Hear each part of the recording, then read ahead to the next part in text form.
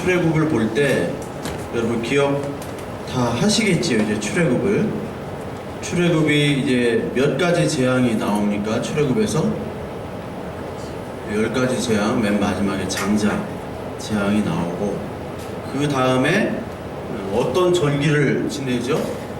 양을 죽여가지고 6월절 제사라는 걸 지내죠.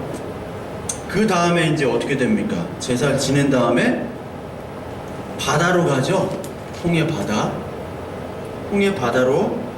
갑니다. 홍해 바다로 간다는 것, 그리고 홍해를 건너죠. 홍해가 갈라져서. 그것을 뭐라고 그랬습니까? 성경에서는 세례라고 그랬죠. 세례. 여기를 보면은 고린도전서 10장 1절 2절 같이 한번 읽어볼게요. 10장 1절 2절 같이 읽습니다. 형제들아, 나는 너희가 알지 못하기를 원하지 아니하노니 우리 조상들이 다 구름 아래에 있고 바다 가운데로 지나며 모세에게 속하여 다 구름과 바다에서 세례를 받았다라고 얘기합니다. 그러니까 6월절 제사를 지낸 다음에 세례를 받는 거죠. 우리도 마찬가지입니다. 우리가 예수 그리스도께서 우리의 죄를 위해서 죽으셨다고 그랬죠? 그것이 바로 뭐예요? 제사잖아요. 6월절 제사.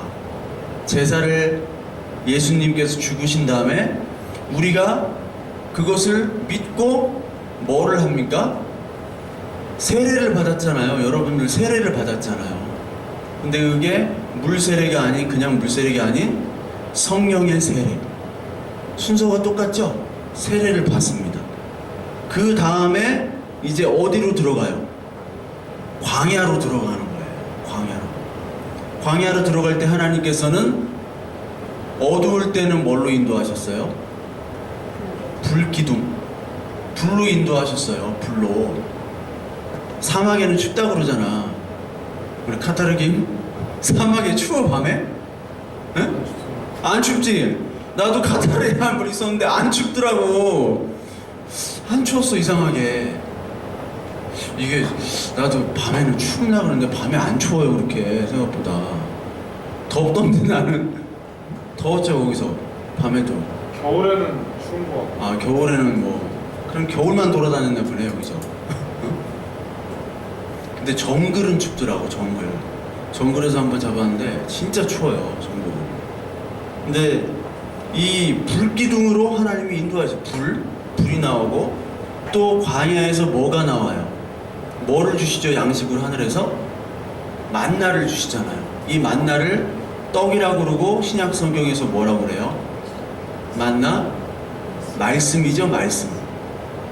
그래서 만나 성경도 있잖아. 성경 종류 중에 만나, 말씀이 그 광야 시절에 있는 거예요. 하나님의 불이 있고 말씀이 있고, 또 뭐가 있어요? 광야 시절 때 이스라엘 이 교회가 순종을 했습니까? 불순종을 했습니까? 불순종을 했죠. 그래서 하나님이 계속 죽이신다고 그랬어요. 실제로도 많이 심판하셨는데, 그때마다 누가 기도를 했어요? 모세가 살려달라고 기도를 하잖아요. 이 백성들을 살려주세요. 이 백성들을 죽이시면 다른 많은 이방 나라들이 하나님이란 그 엘로힘이, 여호와 엘로힘이 이 애굽에서 자기 백성들을 구해낸 다음에 능력이 없어가지고, 구하는 것까지는 능력이 어떻게 나타났는데, 그 광야에서 지정된 땅으로, 가나안 땅으로 들어가도록 하기 위한 능력이 없어서 이곳에서 이 백성들을 죽이시는구나 라고 생각할 거 아닙니까? 그래서 하나님 영광을 위해서 이 백성들 죄를 졌지만 살려주세요 라는 기도가 나오게 돼요. 기도. 그럼 순서를 한번 보세요. 6월절 제사, 그리고 홍해에서 세례, 그 다음에 불기둥, 그리고 만나 양식, 그 다음 말씀이죠. 말씀, 그리고 기도. 근데 요 장면들이 다 어디에 나오는 줄 알아요? 요 장면, 요 순서를 한번 보세요. 순서가 여기에 나와요. 여기. 이게 뭐냐면, 여러분들 한번 보세요. 이게 뭐냐면 성소예요. 성소 그때 우리 골드힐 갔죠? 골드힐 갔을 때 성소, 여기 번제단이라는 게 있습니다. 여기서 제사를 드리잖아요. 이게 유월절이에요. 유월절. 여기 이 성소 입구를, 이 성막을 보면은 여기는 뜰이에요. 뜰이라고 그래요. 여기는 뜰. 여기 바깥 뜰이고 여기는 안 뜰이고.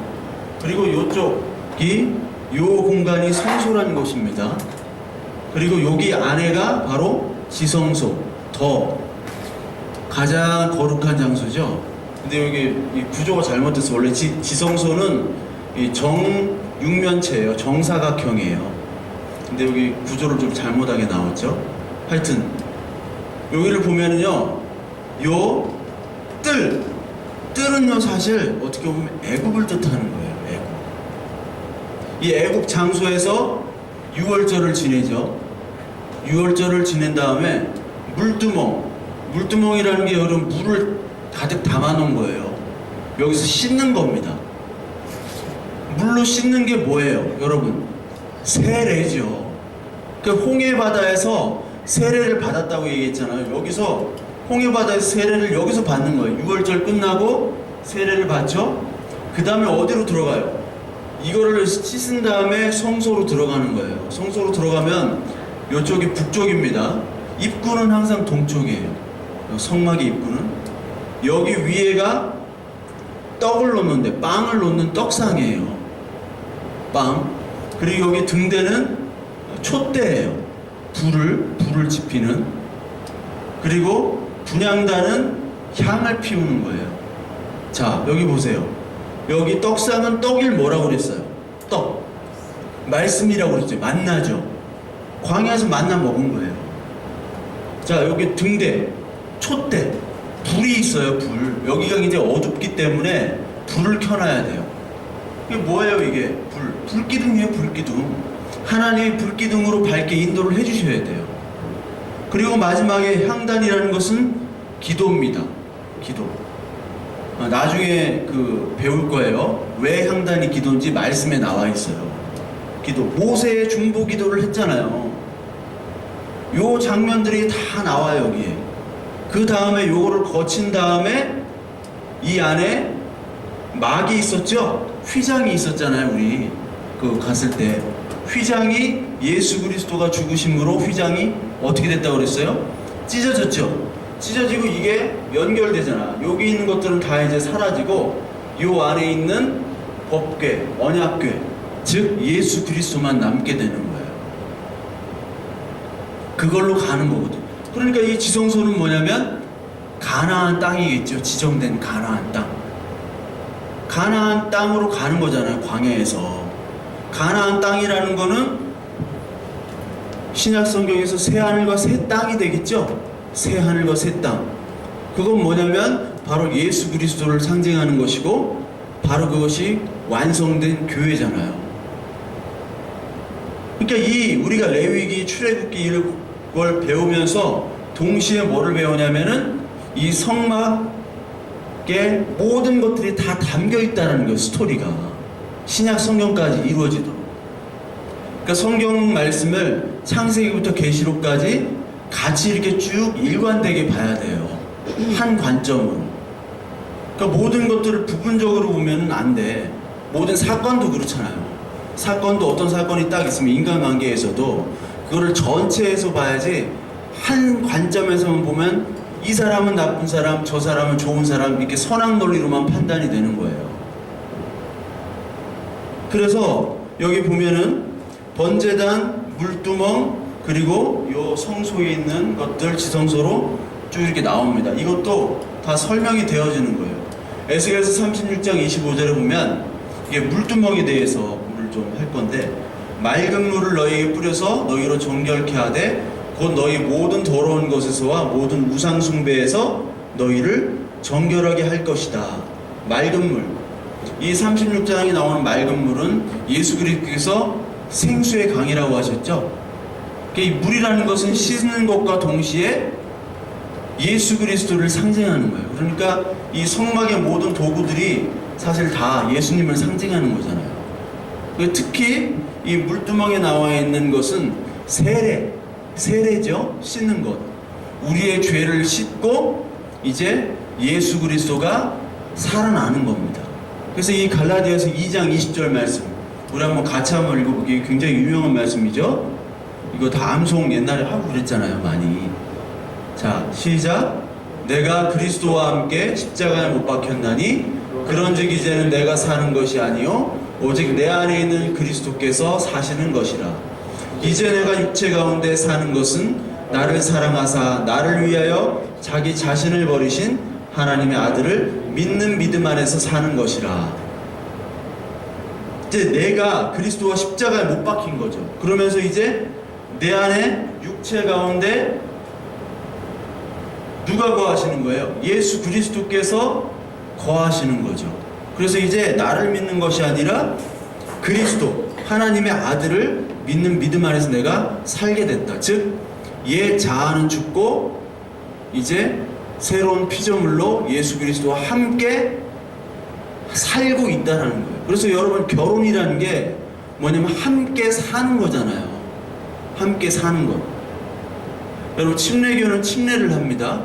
물에 들어갔다가 나오는 거예요. 그게 상징성이 있는데 물에 들어가는 것은 죽는 거죠. 다시 빼내는 거예요. 그러니까 옛 자아는 죽고 예수 그리스도로 말미암는 믿음 안에서 사는 새로운 피조물로 살아라 라고 말씀을 하는 것이 바로 세례거든요. 그러면 이제 내 뜻에서 살았는데 하나님과 예수 그리스도와 함께 사는 거예요. 이제는 그 세례의 뜻 중에 가장 큰 뜻이 연합의 뜻이 있습니다. 연합이에요. 연합이라는 뜻이에요. 세례라는 것은 세례가 연합이고 바로 여기 나오는 이 성막 있죠. 성막이 또 뭐라고 그랬어요? 함께 하나님과 이스라엘 백성이 함께 사는 것이라고 그랬잖아요. 그래서 예수님께서 천국 하나님 나라를 뭘로 비유해요? 혼인잔치로 그렇게 계속해서 비유를 하시는 거예요. 혼인잔치. 그래서 결혼이라는 것은 이제 내가 사는 것이 아니에요. 결혼 전에는 내 마음대로 살았잖아요. 응? 내 마음대로 살다가 결혼한 다음에는 내 마음대로 살 수가 없어요. 마찬가지입니다. 우리가 예수 그리스도를 알기 전에는 예수님 은혜를 주셔서 우리가 믿기 전까지는 우리가 마음대로 산다고요. 그런데 우리가 믿은 후에는 마음대로 살 수가 없어요. 왜? 연합되어 있기 때문에. 하나님 성령께서 이 안에 있는 믿음에 말미암아 자꾸 간섭을 하시는 거예요. 그래서 내 마음대로 살 수가 없어요. 그것이 바로 이제 세례가 되고 이 안에 광야로 들어오는 겁니다. 성소로. 그러니까 여기 안에 누가 들어가고 싶겠어요? 이 광야에. 안 그래요? 이스라엘 백성들이 이 세례를 받은 다음에 엄청난 기적을 체험했잖아요. 그 다음에는 가나안 땅으로 바로 들어가야 돼. 거기 적도 있으면 안 돼요. 하나님이 다 정리를 해놓으시고 막 엄청나게 좋은 땅으로 인도해 주셔서 바로 들어가야 되는 거예요. 그런 줄 알았어. 그렇죠. 이스라엘 백성이 그런 줄 알았는데 웬걸 40년 동안 뺑뺑이를 돌리시네. 우리도 마찬가지잖아요. 예수 믿으면 복 받는다고 하잖아. 교회에서 많은 복 받고 다 잘 된다고 그러잖아. 근데 우리는 이미 복을 받았는데 뭐 세상적인 복도 받을 수 있죠. 받아야 되고 또 여러분들. 근데 그 복을 궁극적인 하나님의 복을 받기 위해선 이 성소인 광야로 들어가야 돼요. 광야로 들어가지 않으면 안 됩니다. 그 전에 우리는 세례를 받아야 돼. 세례. 여기 세례를 받는 이 물두멍이라는 장소 있죠. 물두멍은 보면은 출애굽기 38장 8절에 보면 이 물두멍을 뭘로 만들었냐면 그 회막문에서 그 성막 문에서 수종 드는 여인들이 가지고 있는 거울을 가지고 이 물 받침대, 이 물두멍을 만들었어요. 옛날에 거울은 뭘로 만들었냐면 노수로 만들었다고. 노수로 만들었어요.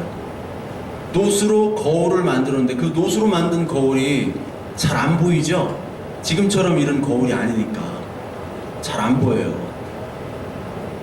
그러니까 옛날에 그 만들어진 그 놋을 가지고 이 물두멍을 만들었는데 거울로. 이 거울이라는 말이 이 성경에서 참 많이 나옵니다. 야고보서 1장 23절에 보면 누구든지 말씀을 듣고 행하지 아니하면 그는 거울로 자기의 생긴 얼굴을 보는 사람과 같아서 제 자신을 보고 와서 그 모습이 어떠했는지를 곧 잊어버리거니와. 유다서 1장 7절에 보면 소돔과 고모라와 그 이웃 도시들도 그들과 같은 행동으로 음란하며 다른 육체를 따라가다가 영원한 불의 형벌을 받음으로 거울이 되었느니라. 거울을 통해서 뭐를 보는 겁니다? 자신을 보는 거죠. 거울을 통해서. 그리고 이 거울을 통해서 뭐를 보냐면 우리 그리스도인들은 이 세상을 봐야 돼요. 거울은 뭐냐? 바로 본복이죠. 이 모델이 되는 겁니다. 그럼 우리의 모델은 뭐냐면 바로 예수 그리스도 이 성경의 말씀이에요. 그래서 우리는 사람들을 평가할 때나 그리고 내 자신을 볼 때나 이 세상을 바라볼 때 그것을 세계관이라고 하거든요. 이게 독일 말로 세계관이 이렇게 됐는데 이 세상을 보는 관점은 바로 뭐냐면 이 말씀의 렌즈를 가지고 봐야 돼요. 그것이 바로 그리스도인의 모습입니다. 그래서 이 거울은 보는 거예요. 물을 여러분들 놋 그릇 큰 데다가 물을 딱 떠놓으면은 물을 통해서 자기를 보잖아요. 자기의 더러움을 보는 거예요. 세례라는 것은 내가 죄를 씻는 건데 내 이 거울을 통해서 이 물 거울을 통해서 나의 모습인 죄를 봐야 돼요. 일단 그러니까 모든 것이 죄로부터 시작되죠. 죄가 그 다음에 씻겨져야 되는 거예요.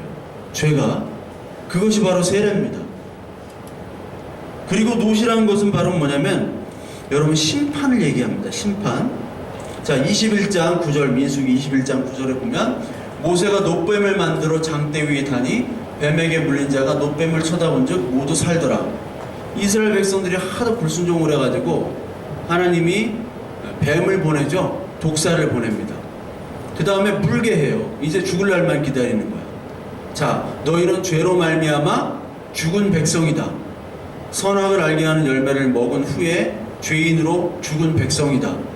그 다음에 놋에 긴 장대에다가 놋뱀을 만들어서 그것을 쳐다보라고 그래요. 놋이라는 것은 심판과 동시에 구원입니다.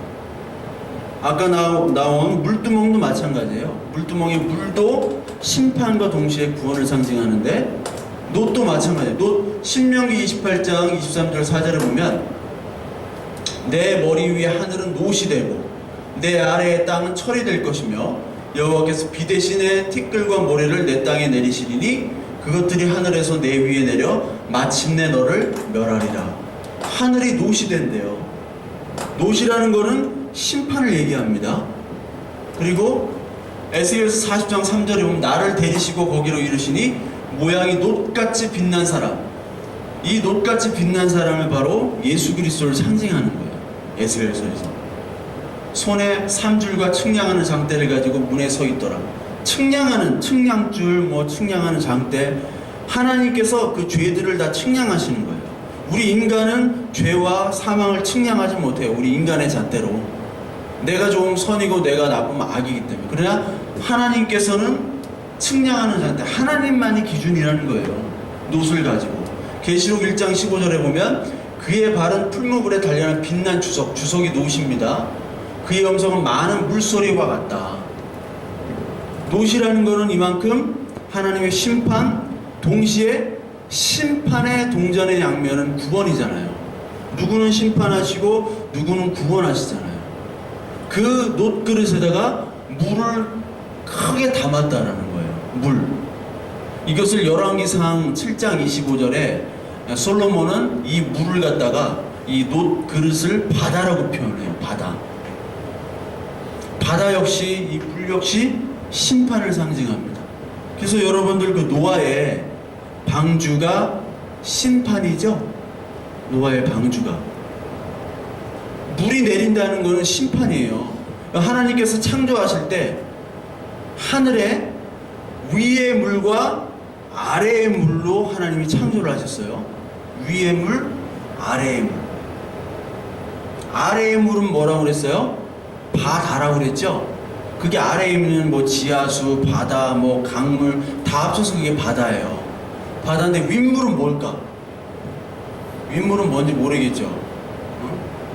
윗물은 뭐 상징하는 것들이 여러 가지 있지만 그냥 위에 있는 수증기라고 합시다. 예. 위에도 물이 있잖아요. 비가 내려오잖아. 근데 그 위에 있는 물들이 다 쏟아져 내려서 이 땅의 물과 합쳐지면 그게 심판이에요. 그게 노아의 방주, 노아 사건이, 홍수 사건이 그걸 얘기하는 겁니다. 하나님의 그 윗물을 내려오게 하면 안 돼. 하나님의 윗물이 내려온 순간 그게 심판이 되어버리고, 심판은 곧 누구는 구원받는 거예요. 마찬가지로 홍해바다도 마찬가지죠. 물로 심판이 되잖아. 물로 심판을 받는 백성들은 애국적 백성, 세상 백성이고, 물로 구원을 받는 백성이 있어요. 그건 이스라엘 백성이에요. 그 물이 계속해서 씻겨져 나가고, 동시에 누구는 씻겨져 나가는데 누구에게는 그게 너무 많은 물이 돼가지고 죽임을 당하는 물이 되는 거예요. 그게 바로 이 물의 비유, 놋의 비유, 바로 세례, 그리고 놋그릇, 물두멍이에요. 그 세례를 받는다는 것은 이 이스라엘 백성들이 세례를 물로 받은 사람만이 하나님의 백성으로 광야로 들어가고, 세례를 받은 사람이 아닌 이 애굽 백성들은 광야로 들어가지 않고 다시 어디로 들어가요? 애굽으로 돌아가는 거예요. 그러니까 광야에서의 사람들이 이곳은 나쁜 곳이다, 이곳은 아무것도 없는 곳이다 라고 해서 애굽으로 돌아가자라는 것은 하나님의 세례를 다 무효화시키는 거잖아요. 그러니까 하나님이 죽이실 수밖에 없는 거예요. 세례를 다 통과했음에도 불구하고. 그래서 이 놋그릇이 바로 바다고, 이것이 세례고 씻겨지는 건데, 이 계시록 4장 6절에도 똑같은 말이 있습니다. 예수 그리스도 보좌 앞에 수정과 같은 유리바다가 있다. 유리바다. 이 유리바다가 바로 물두멍, 바로 세례터예요. 그러니까 바다가 있는데 투명한 유리로 돼 있대. 이 바다에, 유리로 된 바다를 통과해서 건너가야지만이 하나님의 백성으로 인정을 받는다는 거예요. 뜻이. 즉 홍해바다를 건너야 되고, 세례를 받아야 되고, 물두멍에 씻어야 됩니다. 즉 신약에서는 성령의 세례를 받아야 되는 거예요. 물세례가 아닌 성령으로 말미암아, 성령이 세례를 받는다는 건 뭐예요, 여러분? 네? 하나 물어봅시다. 성령의 세례를 받는 게 뭐예요, 도대체? 네? 성령의 세례. 성령의 세례를 받는다는 것은 성령이 우리에게 임한 거 아니에요. 뭘로 증명을 해요? 성령의 세례를 통해서 가장 큰 역할은, 성령의 역할은 바로 우리에게 이 말씀을 깨닫게 하는 거예요. 그래서 성령이 오시면 의에 대하여, 죄에 대하여, 의에 대하여, 심판에 대하여 하나님께서 알려주신다고 그랬는데, 그게 뭐냐면 우리의 죄를 깨닫게 되는 거예요. 성령은. 세상 사람들은 성령이 없기 때문에 죄를 깨닫지 못해요. 그냥 빵에 갔다 온 사람은 죄인이고 안 간 사람은 죄인 아니고, 그렇게 판단을 해버린다고. 모든 사람이 다 죄인인데, 의에 대하여 하나님 한 분, 예수 그리스도 한 분만 의인이잖아요. 심판이 올 것이다. 우리는 이 성경 말씀을 깨닫잖아요. 이 성경 말씀을 깨닫게 되는 영이 바로 성령의 영입니다. 성령. 그리고 우리의 보혜사로 오셨다고 그랬잖아요. 보혜사. 예수 그리스도께서 죽으시기 전에 내가 가고 이제 보혜사 성령 그분이 오신다. 너에게 할 말들을 다 알려줄 것이다. 성령이 오시기 전까지는 예수님이 얘기해도 몰라, 못 알아들어. 근데 성령의 은혜를 받은 후에, 오순절 강림 후에는 이 많은 사람들이 예수 그리스도를 복음을 증거하는 사람으로 바뀌잖아요. 즉 이 성령을 통해서 말씀이 깨달아지고 그 말씀을 통해서 복음을 전하는 사람으로 바뀌는 거예요. 그러면서 그 광야, 많은 핍박과 박해를 받으면서도 불구하고 거기서 말씀을 전할 수 있는 능력과 은혜와 만족과 자족이 생기는 게 바로 성령의 은혜예요. 성령을 보혜사, 이게 컴포터, 위로자, 변호자, 우리를 위로하시는 분이에요. 어떠한 고난과 아픔에도. 그리고 우리를 하늘나라 하나님 그 나라 왕국으로 우리를 이끌어가는 분이 바로 성령이십니다. 그래서 오늘도 이 자리에 나오기 싫어도 나온 분이 바로 성령의 이끌림에 당해서 나오신 거예요. 나오기 싫어도 하나님의 말씀을 통해서. 여기도 마찬가지예요. 계시록 21장에 그 성곽은 벽옥으로 쌓였고 그 성은 정금인데 맑은 유리. 이 성곽, 벽옥, 이 새하늘과 새 땅은 바로 교회를 얘기하는 거죠. 새 예루살렘. 교회면서 예수 그리스도면서 예수 그리스도가 바로 교회가 되시는 거예요. 마지막은 예수 그리스도를 통해서 그 믿음을 보시고 우리를 예수 그리스도처럼 흠없이 아무 죄 없이 여겨주시는 것으로 마지막은 끝나는 것인데, 거기에도 또 이 맑은 유리바다가 있는 거예요. 유리바다. 세례를 받은 사람만 있다는 거예요. 거기에 성령으로. 그래서 이 성령으로 말미암아 하나님의 말씀을 깨닫고 되씻김을 받은 사람만이 예수님과 그 혼인잔치에 들어갈 자격이 있다 해가지고 에베소 5장 25절, 이게 남편과 아내에게 하는 말이기도 하지만, 예? 그건 2차 의미예요. 2차. 이게 뭐 부부주의를 해가지고 맨날 에베소 5장 이렇게 해가지고 남편과 아내를 얘기하는데, 그렇게 해야 됩니다. 남편과 아내 이 땅에.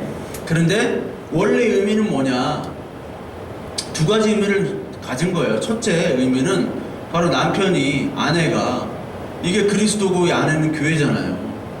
여기 비유를 한 거지. 아내 사랑하기를 그리스도께서 교회를 사랑하시고 그 교회를 위하여 자신을 주심같이 하라. 이게 남편과 아내가 그리스도와 교회를 비유를 하시는 것이죠. 그러면서 동시에 이는, 이 서로 사랑하는, 아내와 남편을 서로 사랑하시는 것은 물로 씻어 말씀으로 깨끗하게 하사 거룩하게 하시고라는 말을 했어요. 거룩하게 하시고 자기 앞에 영광스러운 교회로 세우사 티나 주름 잡힌 것이나 이런 것들이 없게 거룩하고 흠이 없게 하려 하심이라. 즉 흠이 없는 신랑은 뭐 흠이 없으니까. 흠이 없잖아요. 신랑이 정명대 빼고. 정명이 흠이 있잖아요. 여기 이름에 흠자가 있잖아. 선영이는 흠이 없잖아. 내가 아는 사람 중에 이름이 두흠이야. 머리에 흠이 났어. 이게 바로 뭐냐면 바로 이 연합이잖아요. 교회 세례잖아. 이게 세례가 바로 교회라는 뜻이고, 세례가 결혼이라는 뜻이에요. 교회가 아니라 결혼. 결혼은 바로 물로 씻어 말씀으로 깨끗하게 거룩해진 자체가 바로 결혼이다. 이 세상의 결혼 제도를 얘기하는 게 아니에요. 이게 세례를 받은 사람만이 진짜 참 결혼의 의미를 가지고 결혼 생활을 할 수 있는 거예요. 그렇지 않으면 다 조건이 돼버리지. 조건 만남이잖아요. 조건 만남. 결혼의 주옥 이런데 가서 결혼, 그거 뭐 10번 만나고 몇백만 원 주잖아. 하여튼 모르겠어. 그게 아니라 바로 이 말씀으로 우리를 깨끗하게 거룩하게 유리바다를 통과하라는 것이 바로 결혼 생활이에요. 그래서 세례는 죄가 씻어지고 다음에 예수 그리스도 신랑과 신부와 함께 산다는 게 중요해요. 연합이 더 큰 의미가 있어. 그냥 죄 씻고 그냥 끝나는 게 아니라 같이 산다는 게 의미가 있는 거예요. 세례라는 것이. 그래서 거룩하게 사는 것이죠. 그래서 그의 아내와 합하여 그 둘이 한 육체가 되는 것, 연합이죠. 이 비밀이 크도다. 나는 그리스도와 교회에 대해 말하노라. 그 연합을, 그리스도와 우리 성도 간의 연합이 바로 이 땅의 결혼 제도를 통해서 그것을 깨닫고 그것을 더 사모하게 하게 하는 제도가 바로 결혼인데, 이 세상의 결혼 제도는 이런 것들을 전혀 얘기 안 하죠. 전혀 얘기를 하지 않잖아요. 왜냐하면 유리바다를 통과한 사람들이 아니니까.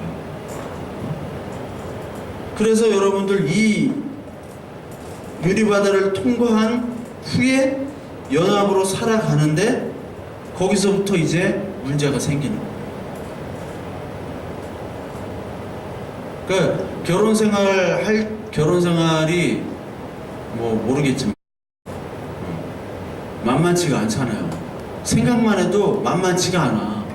이게 사귀는 것도 힘든데, 사귀는 것도 맨날 막 지지고 볶고 헤어지고 막 싸우고 의견 충돌하고 그러는데, 결혼은 죄인을 가장 가까운 데서 보는 거예요. 평생을. 그러니까 이게 얼마나 힘든 거야, 결혼이. 그러니까 세례를 받은 후에 연합한 후에가 더 문제야. 자, 이스라엘 백성도 홍해바다에서 세례를 받은 후 그것까지는 좋았어. 분위기 좋았잖아. 분위기 좋은데 갑자기 분위기가 안 좋아져. 광야로 들어간 다음에 분위기가 안 좋아지는 거예요. 광야로 들어간 다음에. 그게 문제야 이제. 그래서 광야로 들어가긴 들어가야 되는데 들어가기 싫은 사람이 생긴 거예요. 결혼 제도를 깨고 애굽으로 돌아가자는 거죠. 그러니까 결혼 제도를 깨는 것 가지고 하나님이 노하시는 거예요. 그 애굽으로 돌아간다는 것은. 이 광야 땅이 바로 결혼 제도에서 반드시 있어야 할 것입니다. 뭐가 있어요? 광야 땅에서 불을 기둥으로 하나님이 인도하셨지만, 그리고 만나로 말씀으로 인도하시고, 그리고 촛대 기도로 인도하셨잖아요. 여기 아까 나온 것처럼 이 성소에 들어간 요 광야에서 요게 이제 필요한데 이게 너무 힘든 거예요, 여러분. 그래서 우리가 구원을 받은 후에 가나안 땅, 하늘나라, 하나님 나라, 완벽한 하나님 나라로 가기 전까지 이 세계를 계속해서 끊임없이 하다가 가는 겁니다. 그냥 이 인생이. 뭐가 필요해요? 그러면 말씀이 필요하잖아요. 떡상, 만나가 필요하다고요. 이 만나는, 이 떡상은 한번 빵을 한쪽에 6개 이렇게 12개를 쌓아요. 12개를 쌓는 이유는 알겠죠? 지파가 몇 지파예요? 12지파죠? 지파라는 것은 이스라엘, 야곱의 아들이 몇 명이라는 거예요? 12명이라는 뜻이죠. 즉, 이 12이라는 것은 구약의 모든 교회를 얘기하는 거예요. 그 신약에서는 제자가 몇 명이에요? 예수님 제자가? 12이죠. 이것도 12로 상징되죠. 그래서 신약과 구약의 모든 교회는 예수 그리스도를 믿는 사람들의 모임이잖아요. 예수 그리스도를 믿는 모든 사람들을 상징하는 거예요. 그래서 계시록의 그 4장에 보면은 그 천상 하늘의 예배가 있는데 거기에 24장로라는 장로들이 나와요. 우리가 하는 장로가 말고 24장로가 나오는데, 그 24라는 것은 구약의 12지파와 신약의 12제자가 합쳐져서 얘기하는 거예요. 그러니까 온 교회를 얘기하는 거예요. 온 교회가 하나님 예수 그리스도 앞에서 찬양하는 거예요. 하나님을. 그게 바로 예배, 천상의 예배를 이렇게 얘기하는 건데, 그 12개를 놓는데 그냥 빵 만들어가지고 12개 놓고 평생 놓는 거예요? 아니죠. 빵을 언제 갈아줘요? 네? 일주일에 한 번씩 갈아줘요. 안식일날 갈아줘. 이거를 안식일날. 즉 한 번에 받은 그 말씀으로 살아갈 수 없다는 거예요. 여러분, 오늘 그래 나 뭐 하나님이 사랑하셔, 그리고 하나님이 다 해주실 거야. 근데 현실에 들어가 보세요. 하나님이 다 해주세요? 이 성경 말씀에 하나님이 다 누구를 만나라, 어디로 가라, 누구랑 결혼해라, 무슨 사업을 해라, 이런 거에서 다 나왔으면 얼마나 좋겠어. 근데 하나도 안 나와. 하나도 안 나와요. 그러니까 맨날 고민하는 거, 이게 하나님 뜻이냐, 누구는 봤다는 좀 뭐 하나님 말씀하셨다고 그러고 막 별소리를 다 하는데 결국 여기에는 없거든. 여기는 없어요. 그럼 우리가 선택을 해야 돼요. 우리가 선택을 어떻게 해야 돼요? 여러분 선택 때문에 힘들잖아요. 지금 광야에서 먹을 것 없고 마실 것이 없는데 그래 하나님이 인도해 주셔서 그래 우리 구원 받았어. 자 그런 다음에 뭐 그런 다음에 선택을 해야 되는데 과연 뭘 가지고 선택을 하느냐, 그 기준이 뭐예요? 기준이 바로 성경의 말씀이에요. 하나님의 뜻이란 말이에요. 하나님의 뜻은 나도 거룩하니 너희도 거룩하라. 성결, 믿음, 은혜, 하나님만 바라보는 것. 그것들이 다 여기 나왔는데 우리가 그거를 제껴두고 육신의 소욕의 대로 얼마나 많은 선택을 합니까? 그게 광야에서의 이스라엘 백성들의 삶이었어요. 그러니까 우리는 하루에 매일 하나님의 말씀의 은혜의 양식을 먹지 않고서는 다 실패한다는 거예요. 다 실패해요. 그리고 실패할 때 누가 기도를 해요? 여기 모세가 기도를 하잖아요. 분향단에 이 향단이, 이 기도의 그 분향단이 이 지성소에 가장 가까워요. 모세가 기도했지만 지금 누가 기도하냐? 예수 그리스도께서 우리를 기도하신다고 그랬잖아요. 지금 보좌에, 하늘에. 성령께서 우리의 탄식을 알고 우리의 구할 바를 알지 못한다고 그러잖아요. 로마서 8장에. 그러나 성령께서 우리를 기도의 자리로 인도해 주신다고 그러잖아요. 기도가 필요한 거예요. 이 광야 시대에 성령께서 인도하시는 기도. 그리고 이 등대, 하나님이 빛이 되셔야 되잖아요. 하나님이 우리의 길을 인도해 주셔야 돼요. 말씀이 인도해 주셔야 되고, 예수 그리스도께서 나는 빛이다, 나는 물이다 말씀하시죠. 그러면서 너희는 빛과 소금이다 또 얘기하시죠. 빛이라고 얘기하시는 거예요. 너희들이 빛이다, 내가 빛이듯이. 그 말씀을 그대로 해주시는 거예요. 그거를 통과한 후에 이제 지성소로 들어가면 이제 끝나는 거지. 가나안 땅. 그것이 통과된 후에 고백은 바로 뭐냐면, 하나님 나는 진짜 예수 그리스도의 자녀로서 복 있는 사람이네요 라고 그 복을 고백하는 거예요.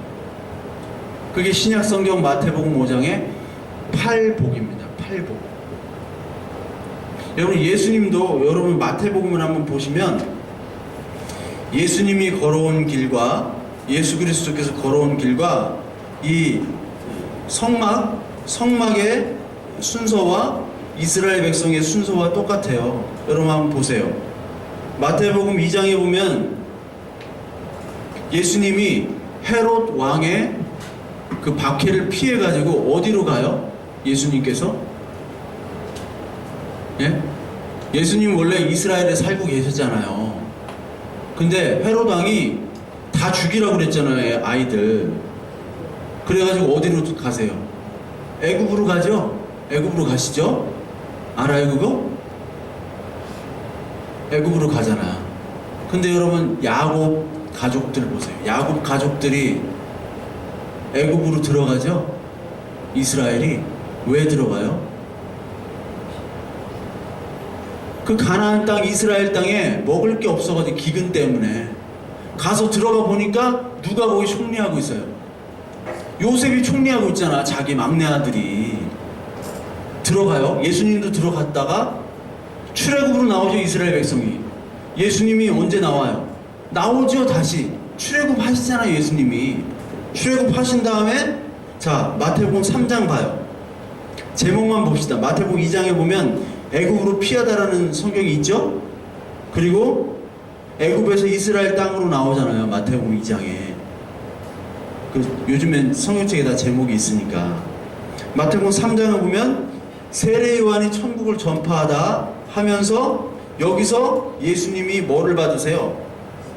세례를 받으시잖아요. 세례를. 순서가 똑같아.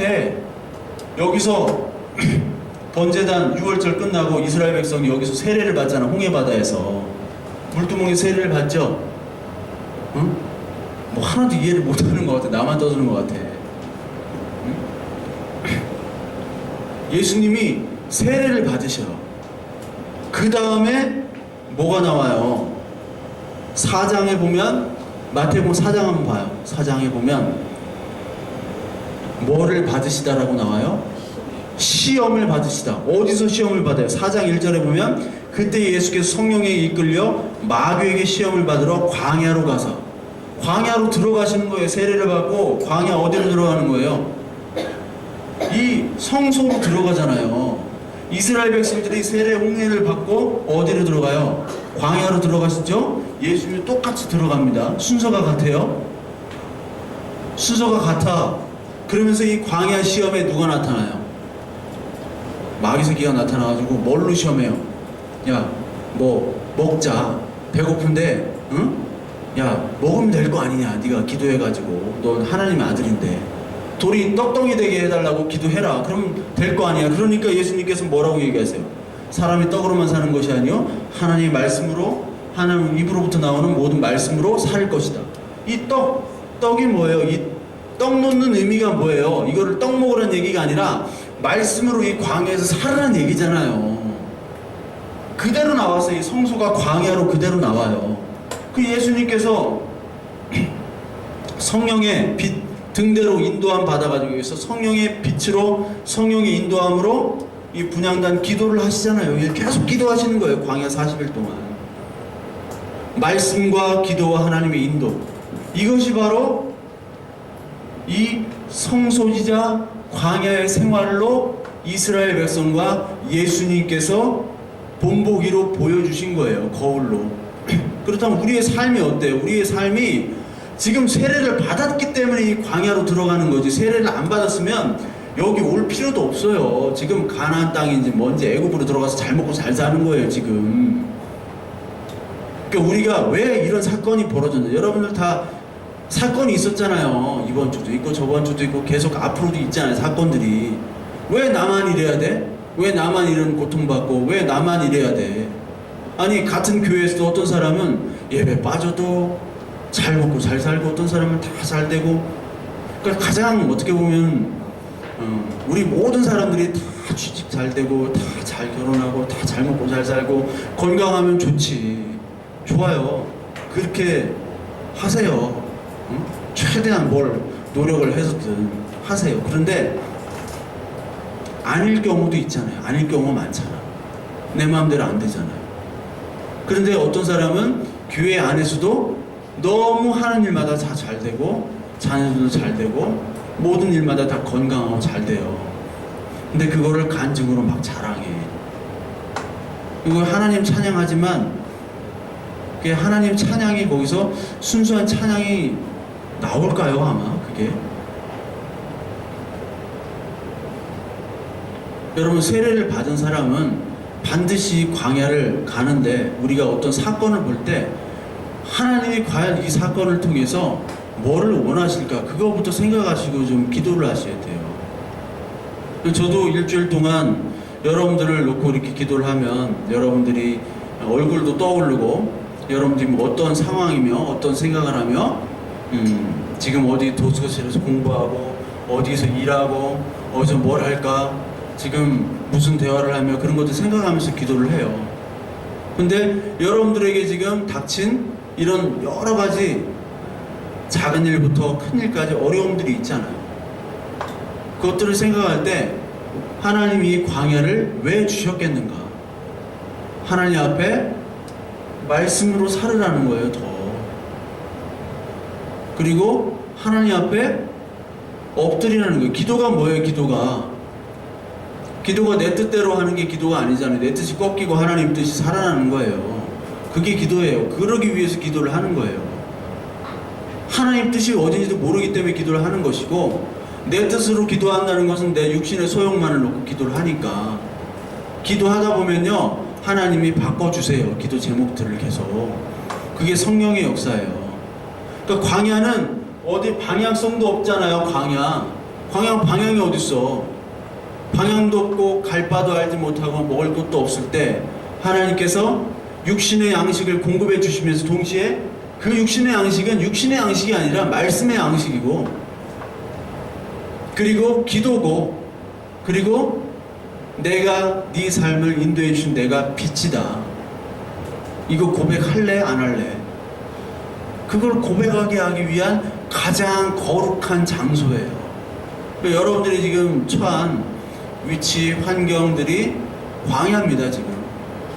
그 광야가 안 좋은 장소가 아니라 가장 좋고 거룩한 장소임을 여러분들 인간적으로는 고백이 안 되지만 하나님께서 고백을 시켜주실 거예요. 그거 깨닫고 가면 돼요, 그냥. 인생이 별거 없어, 진짜. 인생이 갑자기 딱 죽잖아, 그냥. 갑자기 죽어요. 장례식장 가면 어제 같이 얘기했는데, 어제 저 권사님 같이 얘기했는데 죽어. 내가 내일 신방 가서 한 맨날 새벽기도 나오시고 하시는 분인데, 하시는 어르신인데 안 나오셨어. 그래가지고 그 집에 갔어. 가서 문을 열어보니까 돌아가셨더라. 어떻게 돌아가셨냐면 화장실에서 나오다가 엎어지셨어요. 넘어졌는데 그대로 얼굴부터 찐 거야. 그래서 내가 처음 목격을 한 거지. 그러니까 돌아가셨더라고. 경찰 부르겠는데, 아니 어제 같이 얘기도 하고. 그분은 맨날 이렇게 인사하는 게, 나는 김 목사님 때문에 살아. 내가 칭찬받았어. 기분 좋아. 근데 옆 사람은, 나는 이 권사 때문에 살아. 모든 사람한테 이렇게 막 악수하면서 나는 당신이 최고야. 계속 이렇게 해주시는 분이에요. 근데 갑자기 돌아가셨어. 이거 다 깨닫고 가시는 거예요. 이거 다 깨달았으면 하나님 부르세요. 죽고 싶어도 못 죽는 사람도 많아요. 예수 그리스도 믿는 사람 중에. 예? 근데 어떤 걸 깨닫느냐? 바로 복을 깨닫는 거예요. 복을.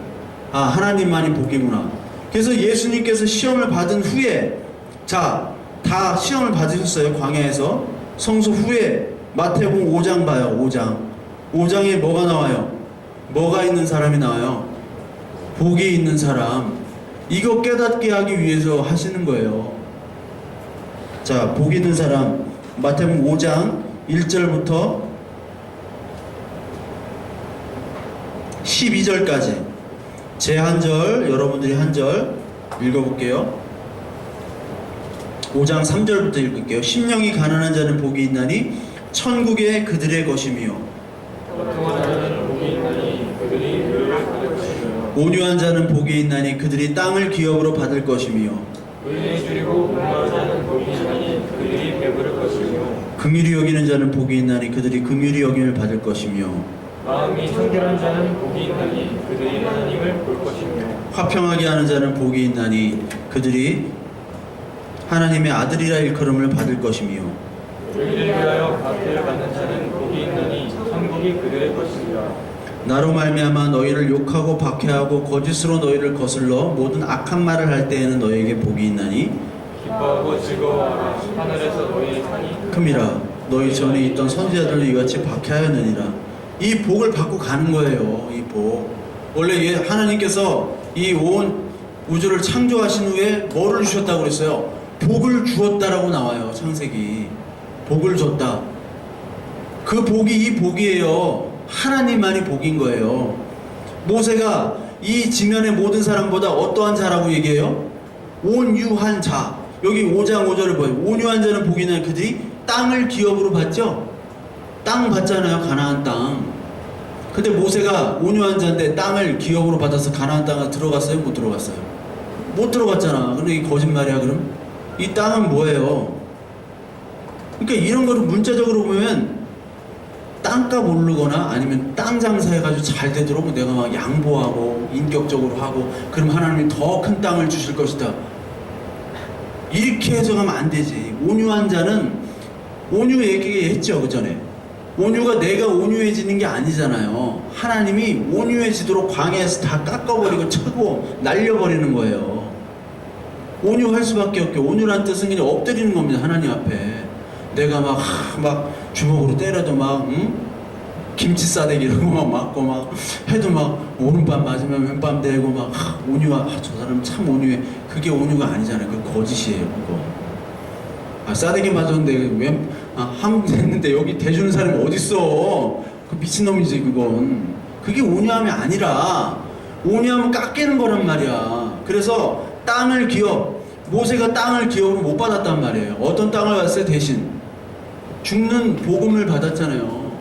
죽는 게 좋은 거야. 여기 성소에서 뭐하러 여기를 이렇게 고생해. 빨리 올라갔잖아. 모세는 죽었잖아. 가나안 땅 못 가고. 가나안 땅 가면 또 전쟁해야 되는데 모세는 올라갔단 말이야. 승천했단 말이야. 하나님이 딱 죽여버리셨어요. 그러니까 복을 받고 끝난 거. 이 복을 받으니까 끝난 거잖아요. 그 나머지 사람은 복을 못 받았어. 모세와 아론은 복 받고 거기서 끝나고 끝. 나머지는 아직까지 들댔기 때문에 광야 거기 들어가서 여리고 치고 가나안 땅 정복하고 거기서 또 타락하잖아. 타락해서 이제 사사기로 넘어가잖아요. 우리가 이 복, 심령이 가난하고 애통하고 이거 누가 하고 싶어? 근데 예수 그리스도로 말미암아 예수님만이 나의 전부입니다라고 고백하는 이 광야를 살기 위해서 하나님이 깎이시는 이 자리가 바로 성소고 복된 자리고 그것이 복이란 얘기예요. 그렇다고 여러분 또 오해하면 안 돼. 뭐 지질이 궁상맞게 이렇게 살지 말어. 예? 자기 죄 때문에 자기가 막 잘못하고 자기가 잘못 때문에 막 잘못 사는 경우가 있잖아요. 그걸 또 어떤 사람은 또 핍박이고 의인이고 의의 핍박이고 하나님 복음에서 이렇게 착각하는 사람이 또 있어요. 교회에 많아 그런 사람이. 그렇게 하지 말고 정말 이 말씀을 통해서 하나님이면 하나님 한 분만이면 족합니다. 이거를 고백하도록 예수님께서 살아온 그 인생들이 바로 이스라엘의 인생들이고 나의 인생임을 깨닫고 여러분 오늘도 여러분들 다 형편들을 알잖아요. 제가 그러니까 기도하면서 여러분들 꼭 기도하면서 사실 아픔들이 있어요. 기도할 때 그 아픔들 속에서 궁극적인 기도는 뭐냐면 그래서 하나님 마지막으로 이 팔복을 깨닫는 것이면 되지 않습니까? 예, 거기까지 아프더라도 거기까지 가는 그런 자녀 되게 해주세요 라고 궁극적으로 기도를 합니다. 저와 마찬가지로 여러분들도 그것을 위해서 기도하시는 저와 여러분들 되길 바랍니다. 우리 잠깐 기도하겠습니다. 하나님 오늘 우리에게 주신 그 말씀을 통해서 우리가